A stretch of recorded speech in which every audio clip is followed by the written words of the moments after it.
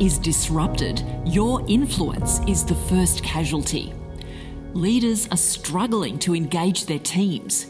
People feel they don't have a voice, and there's the extreme pressure of being thrust into the spotlight of a crisis on a very public stage. Hi, I'm Neryl East. With so much communication taking place online, how can leaders really have impact with those they need to influence, including their teams? How can they reach people in a way that shifts their thoughts, beliefs, and actions? Well, that's where I come in. It's not enough just to communicate. Whether you're a world leader, a team leader, or a parent, it's time to ignite your influence. Dr. Neryl East is a communications expert. Thanks for being on the program, Doctor. You're welcome. Great to be here. Neryl East is a communications expert and author and joins me now. Neryl, welcome.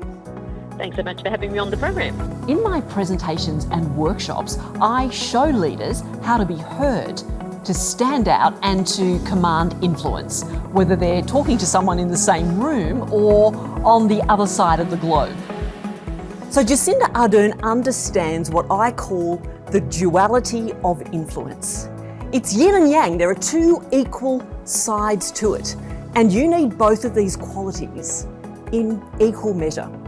The reality is that you are operating now in a reputation-driven economy, where how people perceive you and your business and your events and what they then pass on to others is actually more important than what you think you do. Communication and influence are critical skills for every leader. In my keynotes and workshops, I take people from being ineffective in their communication to compelling, clear, and influential. And it's not all serious. We have a lot of fun along the way.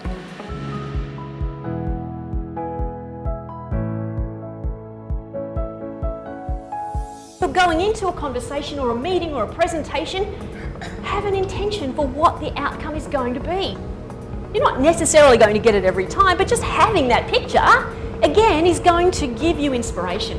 It's going to make you walk taller. It's going to change your body language, your tone of voice, your words, and the other people in that conversation will bounce off that. As Hugh Mackay says, it's the message people take away, not the message we send, that determines our success as a communicator. During a year of crisis like we've had, they're pushed to their limit. They're looking to you. They're looking to you, their trusted local voice, to make sense of it to them. And so what are you doing to make sure that you understand who you're talking to?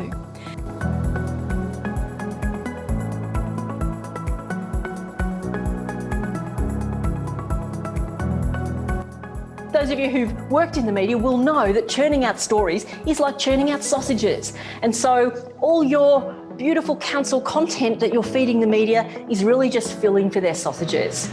When the bottom fell out of the events industry and we went much more to online and hybrid events, I count myself as really fortunate because my background is in television. So I've got all those years of broadcast experience. That means that whether your event is in front of a live audience, and I've spoken before 20,000 people as an announcer at the Olympics, or if it's in a studio or a studio with a live audience, I've got a lot of experience across all those environments. It's that quality of being able to connect, that I'm actually speaking to you as a person right now, rather than just happening to be standing in front of a device that's recording me speaking.